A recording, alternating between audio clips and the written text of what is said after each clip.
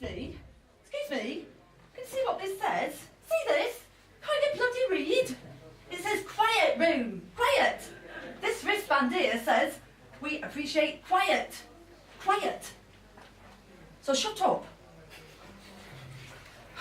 Shut the door, you're letting the bloody steam out. Oh, just shut up. Oh, I hate it when people come in here breathing in my menthol vapours. Hate it. I don't want everyone here gulping at their pores, opening and shutting. Oh, I hate it. It's my Christmas day, my break, paid for by my family. Brian handed me an envelope mid-October. The relatives have spent a lot of thought and money on this present for you, Suki. They clubbed together in recession. They all agreed you seemed a little stressed, he told me. Julie will drop you off at 6:30 Christmas morning. I said, that's too bloody early, Brian. He said, she wants to get back to trust the turkey. No, Julie, no. That's my turkey, that is. My bloody turkey. And while we're at it, Julie, those are my husband's collars you've been Febrezing. You'd think I'd get on with a woman who donated her eggs so a complete stranger could have a baby. But I don't. That's why I'm bloody stressed. I'm laid off. Julie used to be engaged to my eldest son. I had my Trevor, followed by Clifford. That was one vasectomy reversal that went right. Clifford, he's not engaged. He's more into extreme sports, like Uno and Scrabble, the women. He's got a well-paid job, but then again, anyone who does put drug smuggler down as part of his employment history deserves to do well. It sounds a lot better in here than it actually is. Could be a lot nicer. Reality is, dog hairs, muddy paws and bite marks on the furnishings. The cleanliness at Cedar Chalets leaves a lot to be desired. The beige rugs are black. Opening the bedroom window, that was a nasty experience. I closed it very quickly when I spied the guano piled high on the windowsill. Oh, I always resent being handed a dustpan and brush when I pointed out the steaming mould of dog excrement underneath the smorgasbords boards. In my opinion, dog filler equals dirty filler. I went to guest services to log my complaints. She called me aggressive and asked me to stop manhandling her antlers. Oh, and not to hold her so tight around the neck. It says, perfect family break. Christmas cheer in Cedar Chalets.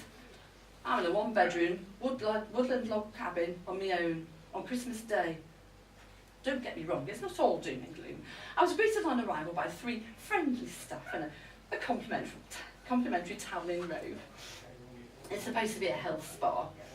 It's 2:10 and I've done nothing but fill my face. Food, glorious food. I had lunch in flip-flops, but for Christmas dinner was like being at a wake. And breakfast with Santa was no better.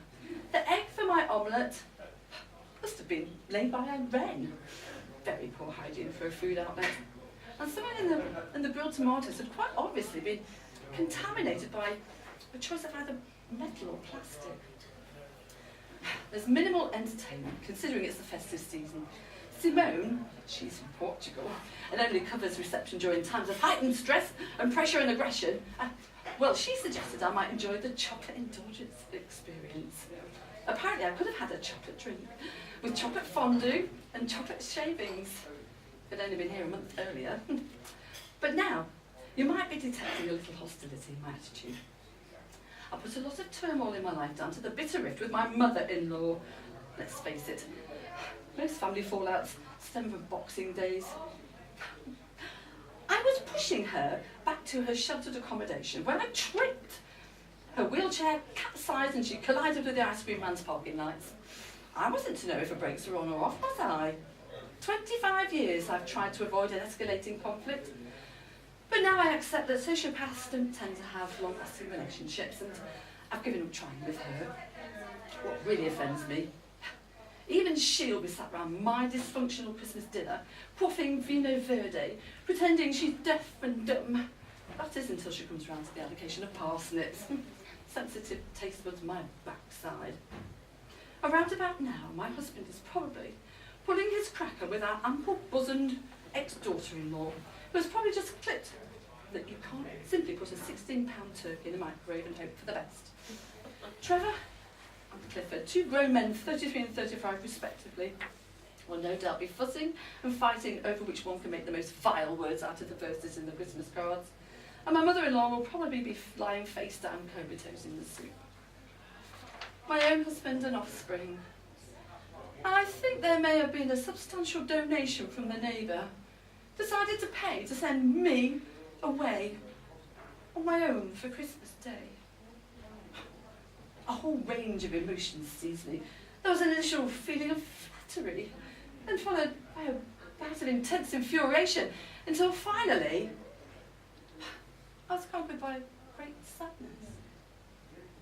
Loneliness is complex and unusual response to isolation, and I now see myself at a crossroads. On the positive side, the cards have now been dealt have unleashed a certain boldness in me. Kieran is a cocktail shaker here in the Salvatore Calabrese lounge. Apparently he is one of only 3 members of staff on duty this Christmas.